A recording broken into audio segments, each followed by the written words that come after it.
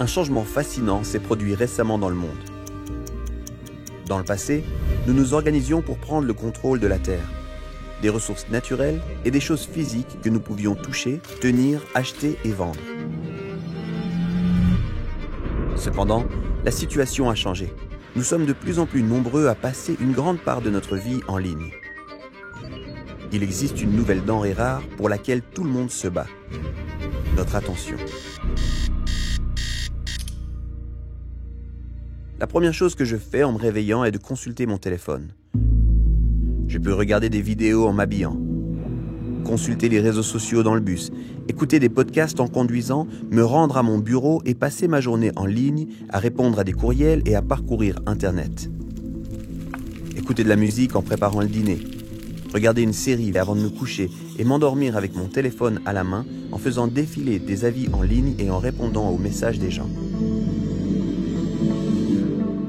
Que je le sache ou non, je suis absorbé chaque jour par tous ces messages, ces idées, ces publicités et tout ce qui peut encombrer mon espace mental.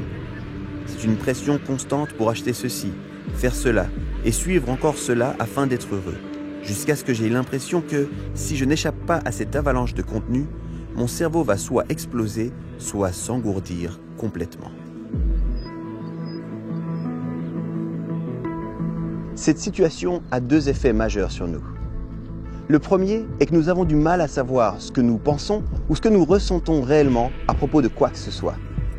Le second est que nous sommes déconnectés de nous-mêmes. Nous ne sommes plus en contact ni avec notre tête ni avec notre cœur et nous avons besoin d'une réinitialisation complète. Une chance de repartir à zéro.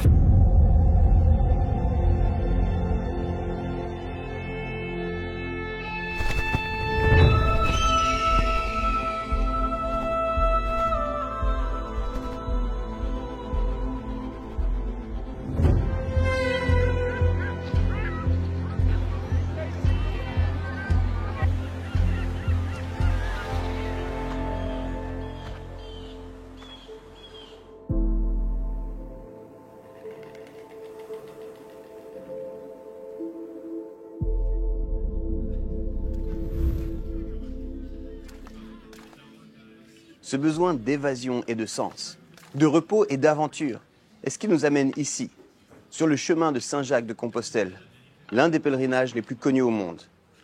La plupart des gens l'appellent simplement le Camino.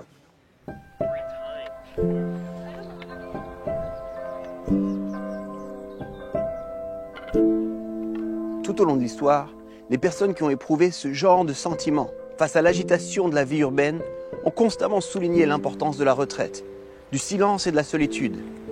Il en va du bien de nos cœurs, de nos esprits et de nos âmes. C'est un peu comme un voyage loin du bruit, afin d'entendre à nouveau notre propre voix et de pouvoir revenir à nous-mêmes. Ce voyage, loin de tout ce que nous connaissons et qui permet d'explorer notre être intérieur, est aussi appelé un pèlerinage.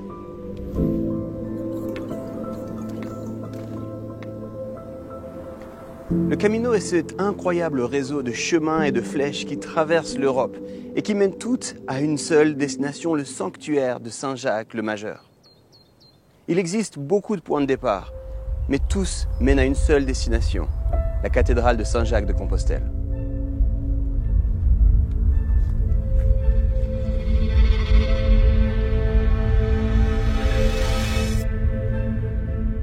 La tradition veut que ce sanctuaire abrite les restes de Saint Jacques, ou simplement Jacques, comme l'appelaient ses amis.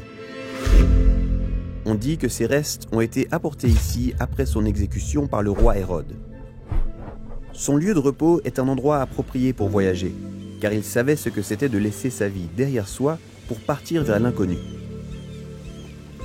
Les récits des témoins oculaires rapportés dans les évangiles documentent le changement de carrière spectaculaire de Jacques. Il était un pêcheur expérimenté, et un jour, alors qu'il travaillait avec son frère, un rabbin juif appelé Jésus est venu les chercher et les a invités à le suivre, ce qui, dans la culture de Jacques, représentait une offre d'emploi à plein temps.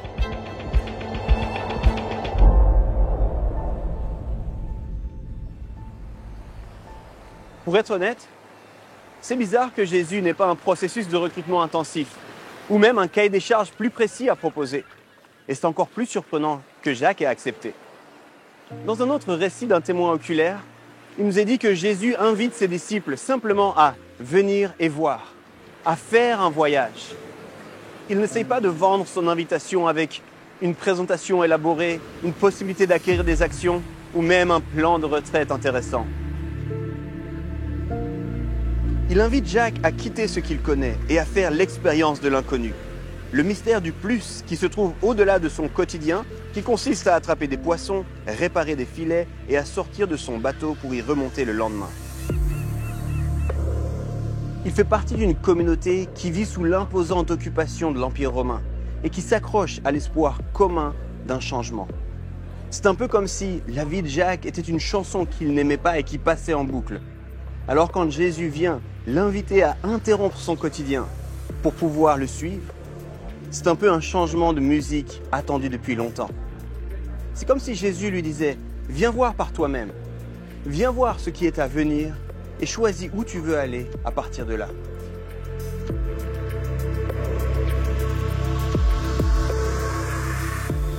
L'idée de pèlerinage est l'une des façons les plus saines de parler de la foi. Il ne s'agit pas d'une expérience rigide et cassante d'une vie limitée. Ce n'est pas une prison de règles et de règlements. C'est un voyage.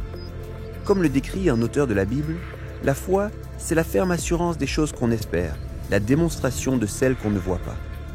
C'est être sûr qu'il y a plus au-delà de ce que l'on connaît, même si on n'a aucune idée de ce que c'est. On ne peut pas complètement l'expliquer, parce qu'il faut en faire l'expérience. Ce n'est pas juste un argument de vente. L'invitation qui vous est faite est la même que Jésus a adressée à Jacques. Venez et voyez. Venez et faites-en vous-même l'expérience. C'est comme le Camino. C'est lorsque vous l'empruntez que vous le comprenez. Lorsque vous devenez pèlerin, vous ne devenez pas esclave d'une carte. Vous ne devez pas non plus aller d'un point A au point B. Au contraire, vous marchez la tête haute à la recherche des flèches qui jalonnent votre parcours. Vous pouvez emprunter un chemin que vous ne connaissez pas, mais que d'autres ont emprunté avant vous. Et vous pouvez alors voir votre foi grandir à chaque fois que vous voyez une flèche qui vous montre le chemin où vous devez aller. Vous avancez ainsi vers ce qu'il y a au-delà, une nouvelle réalité et une vérité plus profonde. Vous avancez aussi vers la personne que vous devenez, parce que vous avez choisi de laisser derrière vous le confort pour aller vers l'inconnu, aller vers ce qu'il y a de plus et au-delà.